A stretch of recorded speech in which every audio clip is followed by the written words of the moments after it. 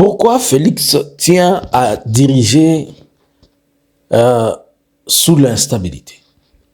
Pourquoi l'insécurité est un élément clé pour Félix pour gouverner? Pourquoi il pense toujours à mettre en place un mécanisme pour amener l'insécurité, enfin, et l'instabilité pour se rendre maître de quelque chose? Sama Lukonde est sur une chaise éjectable comme Vital Kamerhe l'est aussi. Les jours qui sont devant nous vont quand même parler. Mais toute la question, à qui profite cette situation?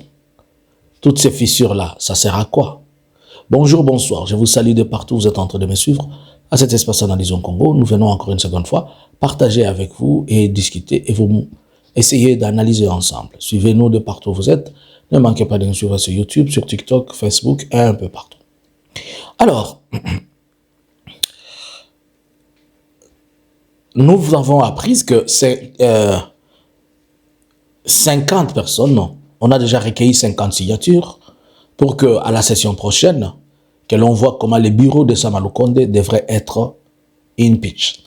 Pour quelles raisons? Ils réclament, ils disent que leur traitement de questions liées par exemple à la santé, des questions liées à ceci, à cela, ne sont pas bien prises en compte. Par la même occasion, il y a aussi 200 autres signatures qui ont déjà été récoltées pour le Parlement, à savoir Vital Kamerhe et son bureau. Peut-être ça sera Vital Kamerhe seul, mais peut-être ça sera lui avec son bureau, il doit partir. Bon, pour le cas Vital Kamerhe, on sait que son poste a toujours été convoité par Kamerhe Akufa, par le vieux Mbosso. Et vous avez compris récemment que Mbosso, son fils, était en train de faire n'importe quoi là au niveau de la police. Cela dit en un mot que Mbosso cherche comment il peut encore revenir sur le perchoir, mais il doit trouver un suppléant, et le suppléant peut-être son fils, qui plus tard, lui aussi, peut user de cette manœuvre. Nous sommes dans le scénario où on est d'abord en train de penser seulement ce Kinshasa. On met un peu à côté les autres choses. Alors, c'est dans ce sens que ça va faire encore, si l'air logique dans lequel ils sont en train de partir, ils sont en train de créer de l'instabilité. Je vais vous expliquer un peu quelque chose. On a un gouvernement de Souminois qui a travaillé pendant presque une année ou 2 ans. Paf, d'un coup, on change, on remanie le ministère. Lorsqu'il y a eu remaniement, il y a de nouveaux entrées, de nouveaux sortants. Jusqu'aujourd'hui, ils sont à peine en train de se placer. Par exemple, si on prend les cas, on peut prendre quelques cas. Celui du ministre de la Jeunesse, jusque-là, il n'a pas encore présenté un bon programme à la jeunesse, et la jeunesse ne sait pas encore c'est quoi le programme de leur ministre. Par exemple, vous allez comprendre même, le ministre de la Défense, jusque-là, on ne connaît pas les stratégies, ou un plan par rapport aux questions de la guerre, le ministre de l'Intérieur. C'est-à-dire, tout le monde est entré encore, et c'est comme si on est encore rentré un peu en arrière. Et avec la définition de 3 ministres pour un seul ministère, par exemple le ministre des Affaires étrangères, le vice-ministre des Affaires étrangères, le ministre délégué des Affaires étrangères, le ministre délégué au ministère. C'est-à-dire, il y a pas mal de choses qui ont fait que cette machine, au lieu d'avancer, elle retarde encore. Mais là, on n'est pas en train de comprendre qu'on est en train de faire des retards. Mais voilà maintenant que l'on s'est dit que l'on doit impeach Kamerhe et on doit impeach Sama Lukonde. Bon, si cela arrivait, cela veut dire d'abord, on connaît le système. Bon, ça va prendre peut-être 2 mois ou 3 mois, avant qu'un autre bureau soit mis en place, et tout le machin, 2 mois, 3 mois. Nous risquerons de nous retrouver jusqu'en février 2026, que le Parlement et le Sénat n'ont pas encore eu des bureaux. Et pendant ces temps-là, toutes les matières qui devaient être traitées ne vont pas être traitées, elles vont être repoussées. Mais pendant ces vides-là, qu'est-ce qui se passe? Et pendant ces chaos, qu'est-ce qu'il y a? Les vides profitent à Félix et les chaos profitent à Félix.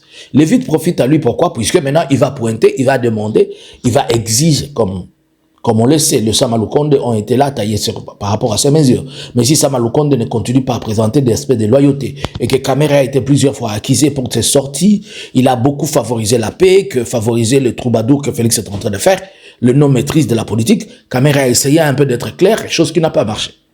Et vous avez compris qu'avec l'actuel, la sortie de l'Union sacrée dans son histoire là qu'ils ont appelé les congrès, c'était tout à fait des écoliers devant leur maître, devant le professeur. Il était assis là comme le roi, le Kim Jong-un, et les gens étaient en train de chanter.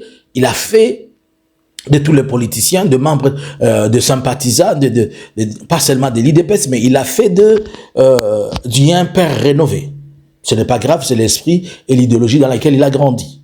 Mais trop étonnant de voir que on a appris que l'ancien président, plutôt l'ancien gouverneur du Katanga, Kaboulé, était arrivé et on l'a demandé de sortir pour éviter qu'il énerve le chef.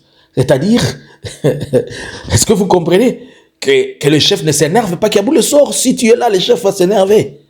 C'est-à-dire, on est devant un maître d'école, on est devant un chef spirituel et avec ses sujets.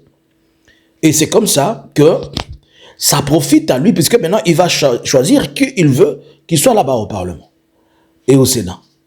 Cela veut dire, attention, cela veut dire que vous connaissez le Parlement et le Sénat sont des organes lui permettant de mettre en place certaines bavures politiques, plusieurs bavures politiques. Cela sous-entend, cela veut dire que seulement il est en train de faire comprendre que dans les jours à venir, il va revenir à des décisions, ces décisions devraient être prises au niveau du Parlement et du Sénat, et dont il a besoin de l'appui.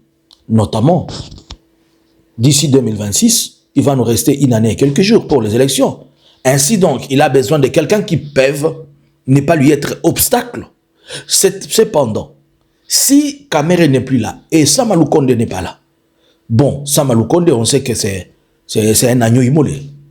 Bon, Kamere, il revient à être une pièce compliquée, puisque on sait que dans le chef de Kamere, il y a toujours ses intentions de devenir président. Mais si le Parlement, si on peut ne pas avoir Kamere là-bas, cela veut dire que Félix a la facilité de faire passer des lois qu'il veut, et des lois taillées sur mesure. Mais Kamere est resté, ça continue à montrer et à tromper la vigilance quand même qu'il y a une démocratie, comment? C'est-à-dire, à l'interne, on est en train de faire une opposition au président Félix. Et ça crée quelque chose de la galanterie. Comme c'est galant, comme un uniforme bleu-blanc, là, ça match. Mais quand ça va être bleu-bleu-bleu-bleu, ça ne va pas matcher. Mais tout porte à croire que Kamere continue à être un électron libre qu'on ne contrôle pas. Il faudrait, comme on le dit, le maîtriser.